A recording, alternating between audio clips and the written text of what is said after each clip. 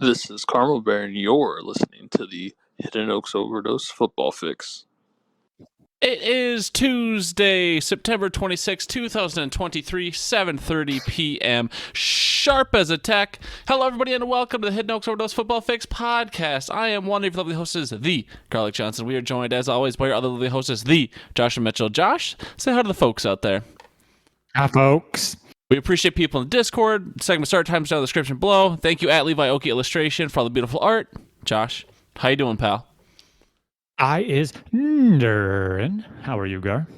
You know what? I'd say I'm not doing half bad. Not half good, but not half bad. We've continued to get out of bed every morning, so I guess in some way that is a win. What has transpired in your life in the past 3 days? Anything exciting? Anything sexy? Anything spicy? No. I mean, go Packers, but we'll get into that. Not a whole lot. How about you? No. Are we just old and boring? Is this what our life's become? Well, I mean, yeah. I had to go pop a couple antacid after having a burger from Dairy Queen because. Josh, well, I mean, was it to be fair, was it the flamethrower burger? Oh yeah, obviously. I'm not no mini. I can't say that. I can't say nothing exciting happened. I'm sure, a particular listener would be upset if I didn't mention on Saturday night we went out to Uda Pills and some shitty cover band was playing, and it was in the rain, but luckily there was a tent, so we got to sit in a tent in the rain, and honestly, it was kind of a vibe. You know, it's the rainy vibes. I love a good outside rain vibe when I'm not getting soaked, and then some great, music in the background. I mean, Saturday night was a good time. I'd say I'd even go so far as to say I had a swell time, Josh. Oh, but otherwise, wow. So that regular listener being Walters, I'm guessing. Oh no, that was the Audio Al. Okay, I know Audio Al's a fan, but Walters has a tattoo hidden on his body of that shitty cover band. It was there was a moment in time where every weekend that shitty cover band's playing at so and so. Want to go? How many times did you go? Groups. I don't know. After the first time, it's like, no, I'm good. But they're solid. I like them. They're good. Josh, I want to let you know you're bringing the heat tonight. Yeah, well, I didn't take my afternoon Adderall. Oh, and no. It definitely makes it so the afternoons from like 1 o'clock on are very, very, very, very lackluster. So we're going to try and make it through this. What, did you guys run out of peanut butter to sneak it into your snacks or what? No. I just forgetted it. Oh, okay. Well, I was trying to do a bit, Josh, and now it is lackluster. Well, I know it won't be lackluster, Josh, and that is your beautiful rhyming wrap-up of the week. It's something you started doing. I know rhyming and music and poetry is a bit of a I don't know if passion's the right word, but certainly an interest of yours, and so the people appreciate you putting your creative mind to paper every week for the people. So without further ado, Josh, go ahead and wrap up this week in a rhyming fashion. Yeah, I'm just going to preface this that going back to what I just said about from like 1:30 on being kind of lackluster. I wrote this at about 2. So no, don't judge too hard on this one, Brian, because your words hurt. And so it's official and falls in full swing. What fun did week 3 of football bring? The Niners beat the Giants while led by Purdy. Giants offense struggled and their defense gave up 30. Detroit destroyed Atlanta with 7 sacks on Ritter. Time to sell Kyle Pitts to the highest bidder. Herbert sliced and diced the Vikings D at will. No matter the reason, this is Cousins' fault still. Green Bay induced heart attacks in their more rotund fans this week. An 18-point comeback that left many unable to speak.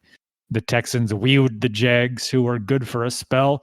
C.J. Stroud is finding his stride along with Tank Dell. Hackett was bad, and Peyton was supposed to be nifty. Now he's 0-3, and the Dolphins just beat them by 50. The Browns crushed the Titans with the help of King Cooper.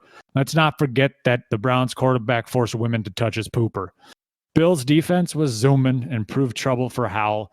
A certain gunslinger heard comparisons as he watched with a scowl. Carmel is smiling as the Colts end week 3 with the dub. Minshew's the GOAT, and Jackson's a scrub. Billy B and the Pats stumble into a win against the Jets. For the rest of the year, I'm hitting under on this team's bets. Thielen's resurgence helped Carolina keep things close. Seattle's offense prevailed, and Pete Carroll's still gross. The Bears stink. Arizona lost to the Cowboys, like we all knew. Just kidding. Cowboys stink too. Devontae's a dog and scored 2 duds versus the Steelers. His team still lost, and his postgame hit me in the feelers. A rainy evening where Philly beat the Bucks. They played okay, but their run game really sucks. The Rams and the Bengals close out this week's game slate. Kicker heroics help Cincy avoid an undesirable 0-3 fate. Bears stink.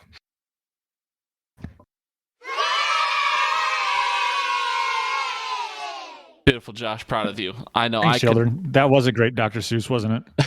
It's better than Cat in the Hat, dude. Put that shit in a book. You were going to sell millions of copies. But I know I couldn't come up with more than like 3 rhymes. So, that takes more talent than I have in my entire body. And you shit it out on a lackluster afternoon. So imagine what you could do when the stars are aligned, Josh. Yeah, I think like for the big weeks, like the rivalry weeks, maybe like the next time the Packers play the Vikings, for that rhyme, I might just do 1 rhyme, same length, but just about that game in general. And I might just, take a hammer to 6 or 7 Adderall and form a couple lines and then do 1 up each nostril. Oh, brother, you know how to fucking live and you know how to party. That's what we want to hear. We'll move but to make it so the powder doesn't get all like owie in my nose, just got to coat it with some hot sauce. Josh, you have clearly thought this through. We will move on here to the Fire in Your Gut segment. This, of course, inspired by the great John Bannon Get. I'll probably play the longer sounder next week, but we'll just get a. You have fire in your gut. Better light the fire pretty fast. Josh, we get fire in our gut every week, sometimes good, sometimes bad. And just because of your beautiful wrap-up, I'm going to go first here, talking about some of the fire in my gut. We'll start with Josh's favorite sounders here. Josh, I have some unfortunate fire in my gut from all the awful sports fans on the internet. Of course, I'm most versed with the Vikings fans, and I should have left the Vikings Reddit a long time ago. But it's not even just internet fans. I'm hearing it from like doom scrolling. Yeah, I definitely doom scroll. Don't get me wrong. I'm sure it's adding to my depression. But I'm hearing it from other people that don't doom scroll, like the Range and his old 60-year-old buddies. They're all like, they're starting to be like, is KOC really the guy? Is Kwesi really the guy? It's fair to ask the question, but at the same time, it's like, they've been here not even a year and a half. Can we give them a little chance to build their culture? Kwesi came in with 0 experience. Is it okay to give the guy a couple years to hone in on his, his quant formulas and everything else? Is it okay that maybe KOC outperformed last year? We won 11 one-score games, I believe it was. Maybe the people should just fucking relax. It's okay to be bad sometimes. And so it's just, watching people call for coaches and GM's head when they've not even been here 2 years is just tough. And it's just like, come on, guys. I mean, everyone wanted a change. We got the change. And now you instantly want another change because we're off to an 0-3 start. Like, people get too up in their own emotions about it. But speaking of emotions, Josh, a little bit of positive fire in my gut. I'm not normally a big tinfoil hat guy, and this could totally be organic, but Al, I see you're in the audience. I'm going to borrow Al's tinfoil hat for a second. I know he likes to throw it on every once in a while. It could be all genuine. It could be all real, Josh. But if it's not, if this Taylor Swift and Travis Kelce thing is like a marketing ploy, a business dealing, it is potentially one of the greatest marketing campaigns I've seen in my entire life. It's one of the few times as a business major I can really, get bricked up for something like this. But like if this is a big marketing campaign, this is incredible. It's somehow elevating both Taylor Swift and the NFL, 2 of the biggest enterprises on the planet, and is making them bigger. This is incredible. Like, Taylor just went on $1 billion tour. The NFL is probably doing, I don't know what it is now. It used to be $8 billion a year. They're probably doing $10 to $12 billion a year these days. It's like, holy shit. I don't understand who came up with it. I don't understand what the end goal is. Maybe with this fall of Usher, docu-series, or I don't know if it's a docu-series or a documentary or just a show, whatever it is. With that coming out, he was already announced as the NFL halftime show.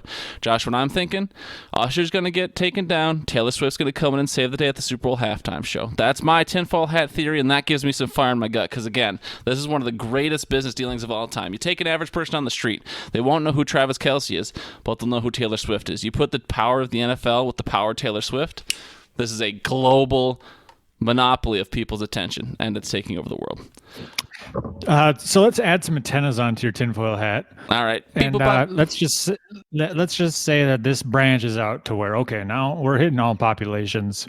We've got those himmities hobbities that don't know Travis Kelce, but they know T Swift. So it just kind of explodes all over the earth. Then it kind of branches out from there. This is going to be what gets aliens to start visiting. Because they've gotten the AM, FM radio waves coming out with T Swift popping off. And then they've got this Travis Kelce fella. And when they get together, they're like, I don't know how to do human math, so I'm going to figure this out. That's, all things are possible, Josh. I'm not here to rule anything out. I guess one of the big things, I think I'll post it in the chat either while you're talking or after the show, but it was a TikTok I found. It was just some random girl on TikTok, and she was like, I was just sitting there going through my normal feed. I like a bunch of Taylor Swift stuff, and then, I was liking all the Taylor Swift stuff, and then all of a sudden now my feed is full of NFL clips. It's like, bro, they're taking over the algorithm with this bit. And so I think it's impressive. Yep. So going back to what you said about impatient people, do you think that may be something on Reddit that may, one of these stats may be kind of damning to your argument where since 2016, the Vikings have drafted just 5 defensive players that have started more than 16 games for the team? I mean, wouldn't most of those players be drafted by Rick Spielman, who's no longer the GM? That's true. I guess I was just talking about just fandom as a whole, like impatient people. I guess it's been 50 some years. I don't know. I mean, yeah. It is what it is. Any fire in your gut this week, Josh? Jordan Love is love. I don't care. He may not be the most accurate quarterback right now, but Jordan Love is love. And I say that he could stop throwing footballs for the rest of his career, but the fact that he used his hands to form a heart and his last name is Love, I love that. So that's my positive fire in the gut. He's just having fun with it. My rumble guts. Yep, thank you for that. I'm just trying to just keep going past it. My rumble guts have to do with Brian's team. Brian, your team is as up and down as a roller coaster can get right now. We're playing full point PPR, and there are players out there that single-handedly beat your team. And so it's just one of those things where, you gotta find your rhythm, bud. Maybe adjust the halftime snackies that you put out. I don't know. Got to figure something out. Granted, don't do it when you play against me because my team is trash as well. So Brian's out there riding that roller coaster, going terrible to great to terrible, and that's going to be his whole season, it sounds like. Hell yeah, brother. Speaking of our whole season, moving on to the on the fantasy football subreddit, I had noticed a post that somebody had created a website that pulled data from 1,000 different leagues, and in those leagues, only one person in the 12,000 teams, only one person started both Devon Achane and Raheem Mostert out of 12,000 teams, and that person was the highest scoring team in that league. I just found that to be a fun fact. That is crazy that it's 1 out of 12,000. I mean, you wouldn't expect that combo to happen on a lot of teams, especially not starting both of them. But the fact that someone did it's cool. But 1 out of 12,000 does seem like an anomaly. You think there'd be more like Carmel Bear when you're drafted all Colts players? You think there'd be more people who are out there with joking fantasy leagues that would just be like, I'm starting all the Dolphins or something, Which I think the fun stat I read was if you started all Dolphins, I don't know what the scoring system was, but you would have 203 fantasy points that week or this week, which is also insane. So. Yep, and so then I use that same website to, because they have a option to plug in your team, and then they'll pull out a power rank based on your record, and then win against everybody else in average points per game. And right now our top 5, because that's where my name is. Number 1, we've got Kittle Me This Bait Man, with their 3-0 record. Number 2, Gar. Pew, pew, Not to disappoint you, but it is Nikita. No! Ridley had a little lamb, 2-1. And then you're at 3 with your 3-0 record. The only thing that separated 6-0 you was record, please. Well, it's based on the head-to-head matchup piece, but against the entire league, Nikita would be 29-10, and you would be 28-11. After that, we've got T with his 3-0 record, and then me with my 1-2 record. For some reason, Jamie's 2-1 record is only good for 7th on the power ranking, mainly because she played her dumpster fire brother last week, who is down at 12. At the very bottom of the list, we've got the Skybusters at 13, and what'll they do next? Bradley. Oh no, 14. the 2 Canup men. It's scraping It's the bottom. too close to duck season. Is that what it is? I don't know. I will say, hold on. So we will move on here. We've been rambling for a bit, but I will say I want to give Nikita credit for coming up with a way better team name. I forget what her team name was before, but I remember thinking it was trash. No offense. Ridley Had a Little Lamb is way better, but also Nikita being a higher power rank team than me when I'm 3-0 and she's 2-1. This website's obviously an imposter, dude. They don't know what they're doing. Sorry, Nikita. Well, like I said, it was only because when you play against everybody, she must have had like 1 week where she scored more points than you and then one other person. That's really how they develop their power rank record. Well, they're silly. Yeah, well, they have a website. We do too. HiddenOaksOverdose.com. Great plug. Yep. Weekly recap. Gar, how'd you do? Well, Josh, I'm so glad you asked this. Well, at first I found out that I wasn't counting up all my leagues properly. Apparently, I was missing the top leagues. I'd inserted the line at the top and then I'd fix the formula. So when I was reporting I was going 5-4 in the first 2 weeks, I was actually going 6-4. And this past week, Josh, I went 9-1. My one loss was, of course, to you. You would know that. Not a lot of people would know that, but I lost to Josh.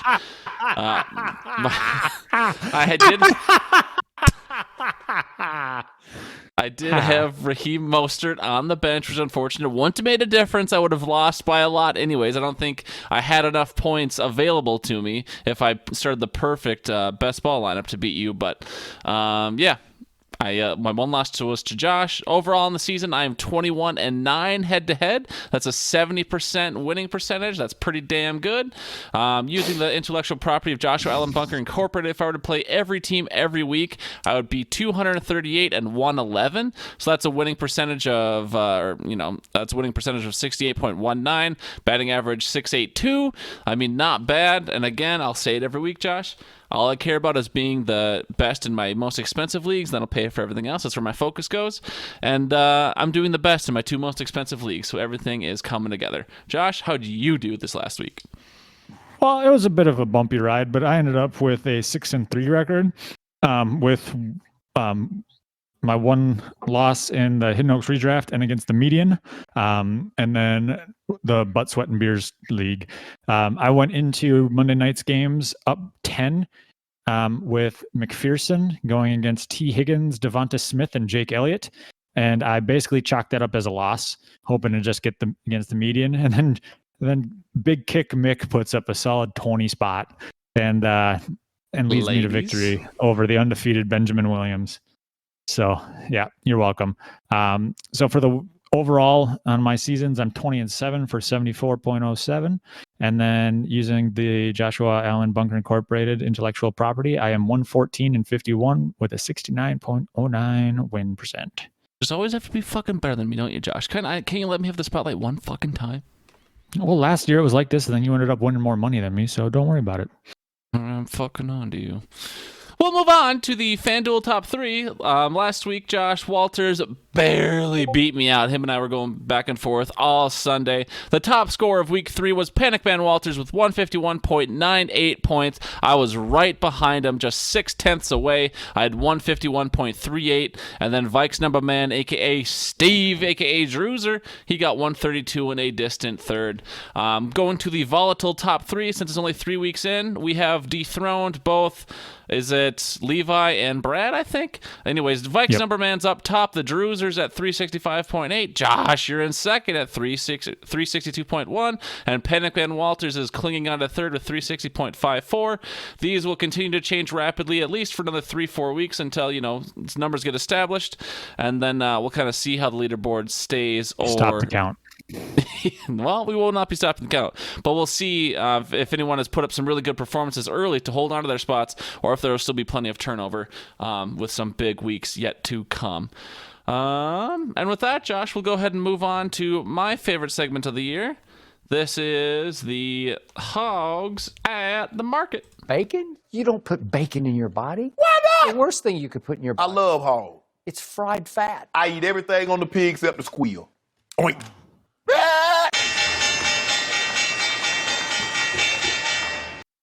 All right, Josh, that was the opening bell. Things are live here at the HAWG Market. Josh and I went through some of the top performers of Week 3. It will not be quite as expansive as last week. We went through a lot of names, 12 in total. This week, I narrowed it down just to 6 so we get out of here on time. And based on how things are looking right now, I think we'll get out of here just a little bit early. But, Josh, some of the top performers Week 3, I want to know if you're buying or selling them. Again, I'll say it every week. Everyone's preference is to buy low and sell high, but sometimes your best move is to buy high or sell low, depending on the situation. So, Josh, we'll see if you're buying some of the top performers from Week 3 or if you're selling them and getting out while you still can. We referred to him earlier in the show. We'll start with running back for Miami, Raheem Mostert. He had 203 yards rushing, 30 receiving yards, and 4 total touchdowns. The scoring changes based on your scoring settings and PPR and all these other things, but Josh, that is a lot of fucking points. But also, A-Chain put up, I think, just a few more points depending on your scoring settings, or maybe universally a couple more points. So, Raheem Mostert, would you buy or sell based on that literal historic performance, or would you sell because A-Chain's right there and going to steal some thunder? Well, as somebody who owns Raheem Mostert in a Dynasty League, we're just going to go ahead and talk that he is definitely for sale for a competing team if they are looking for a championship victory. So I will be selling him to myself when I take over as the only undefeated team this week after I stomp Foster into the ground. But no, in general, I would say I am selling the A-Chan. The A-Chan emergence, I believe, was this week where he touched the ball and was electric. Not to say that Raheem Mostert isn't going to get his, but this is going to be the highest value he has. So I would say if you get an offer, if you're struggling in a position like wide receiver, or you want a little bit more stability with a running back, maybe you have Raheem Mostert and A-Chan, and you just want to offload one, I'd offload Raheem Mostert because he's probably going to have that most value at this point, and you could just roll in the dough. All right, so you are selling Raheem Mostert, and that sounded like that was in both Dynasty and Redraft formats. Did it make a difference to you? Yeah, it doesn't make a difference to me. Like I said, I'm selling him to myself because I'm winning it all with him. Okay, but you're selling. All right, we'll move on, Josh, to a boy you loved, and you maybe had a little bit of panic in this draft season, but seems like things are all A-okay now. We're talking about running back for the Seattle Seahawks, Kenneth Walker. In Week 3, he had 97 rush yards, 59 receiving yards, and 2 touchdowns. Josh, are you buying Kenneth Walker, or are you going to sell Kenneth Walker? Oh, I'm buying Kenneth Walker. They brought in Charb, who got his touches, and I had said it a little bit in the preseason where, yeah, it was a little bit nerve-wracking, especially as a dynasty asset, but he's still going to get his, and he's going to utilize what he gets. And he did, 97 yards, like you said, 2 touchdowns, 59 receiving yards. His big knock in the draft, the reason why he wasn't 1-1 in most dynasty leagues, was because of his pass-catching ability. He's improved in that regard, it looks like. So Kenneth Walker is a buy for me. I'm happy that I have him in most of the leagues I have him in. And I just want to go ahead and give a shout out to the rules of the Deflate These Balls League that allowed me to get him, because it looks like Breece Hall is done. All right. I forgot to play the sound for Raheem Mostert. So Raheem Mostert and Kenneth Walker? I eat everything on the pig except the squeal. Oh, no. Fucking, you were selling Raheem Mostert. Yep, It's you're fried done. fat. Damn, I don't even know what I'm doing anymore, dude. Fire me as the fucking host, producer, whatever. Moving on, Josh, to our last running back of the week of the market. We're going to be talking about James Conner, running back for the Arizona Cardinals. Cardinals with an upset win, but also James Conner, depending on your scoring settings, he's RB8 in the league. I just happen to be checking him in the sleeper app. He's having a quietly good season. He's not blowing any weeks up, but he's been somewhat consistent. Week 1 was his worst week. Week 2 and 3 were more consistent and better. In Week 3, James Conner had 98 yards rushing, 18 yards receiving, and a touchdown, so he's double-digit points no matter what your league settings are. James Conner, is he a sneaky RB, Josh? Are you going to buy him, or are you going to sell him? Yeah, I'd say he's a buy at this point. He's not putting up world beater numbers, but he's also kind of flying low underneath that. He hasn't had that Raheem Mostert type game, so he's going to be a little bit more reasonable price, I feel, depending on the league you're in and the people that are in that league. I had said early on, Nikita drafted him in like the 8th round or something in our draft. I don't know off the top of my head. I just know it was later. And Sure. I said, I love that pick for that value. I think that he's going to actually have a solid year. Last year when he was going in like the first 2 rounds or the second and third round, whatever it was, I was like, yuck, gross. And that proved to be true. Now he's a little bit middle of the pack rounds. He's doing well. He's performing at his ADP. All right, James Conner. I eat everything on the pig except the squeal. Moving on, Josh, you mentioned this player earlier, I believe, in your rhyming wrap-up. We have Minnesota favorite / Benedict Arnold, Adam Thielen, wide receiver for the Carolina Panthers. In week 3, he had 11 receptions, 145 yards, and a tud, all from the arm of Andy Dalton. Shout out. But yeah, Adam Thielen, I think he was slow to start the season. I think he was banged up. I don't remember the exact storyline. Obviously, I don't follow him as close because he's now in the NFC South. But Adam Thielen put up 20 points. Are we buying or selling Thielen? This is the point where I sell Thielen high. He's a possession receiver who had the opportunity to show out this week with 11 catches for 145 and a tud. Selling is what I say to do. Doesn't mean he's going to fall. He's going to be bad, but I do think that this is going to be the peak of his value. That's okay. And I purposely make this bit buying or selling. There's no holding. There's no anything else. It's like you're either endorsing the player or you're saying get rid of them. So I kind of force you into a black or white stance when it's not quite that simple, but I think it produces better content. So, all right, Adam Thielen, Josh is saying. It's fried fat. Moving on to a wide receiver for the Browns, we're talking Amari Cooper. He had 7 receptions for 116 yards and a tud, just under 20 points in non-PPR, well over 20 in PPR. Josh, are you buying or selling Mr. Cooper?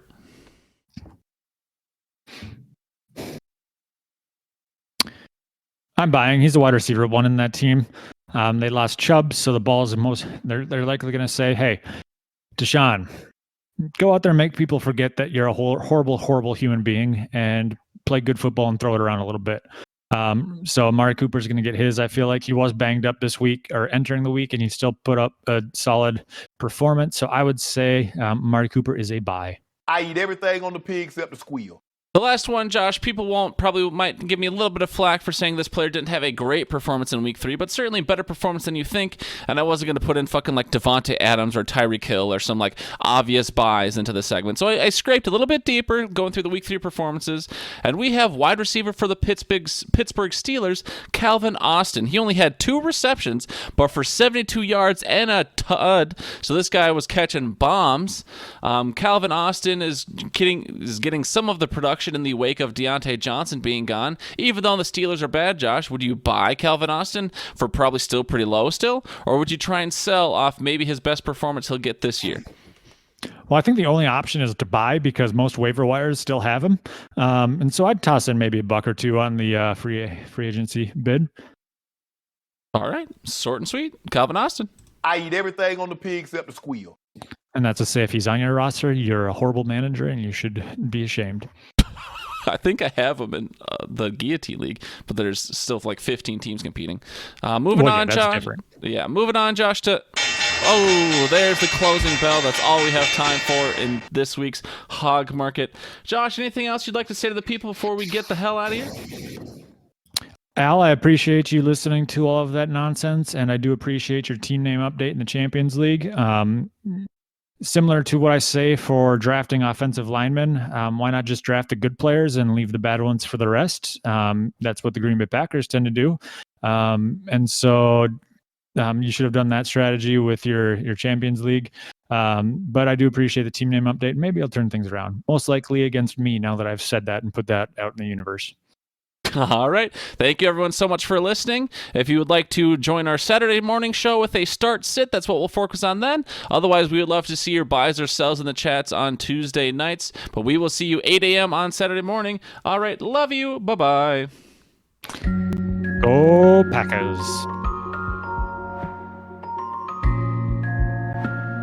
The Bears are awful. Bears are bad, dude. Well, do you think they'll get the number 1 pick 2 years in a row? Yeah, but they'll probably trade it away for like a number 1 wide receiver, number 1 wide receiver that doesn't know how to play football. Watching that team is like pouring alcohol into an open wound and then trying to seal it with salt. Speaking of the doom scrolling, sometimes you see fun nuggets, and some of the biggest concerns I've seen on Reddit so far is that, like, if the Bears get the number 1 pick, there's a 0% chance they trade with the Vikings if the Vikes try and trade up. So it's like, all right, we need the Bears to win a couple here so they don't get the number 1.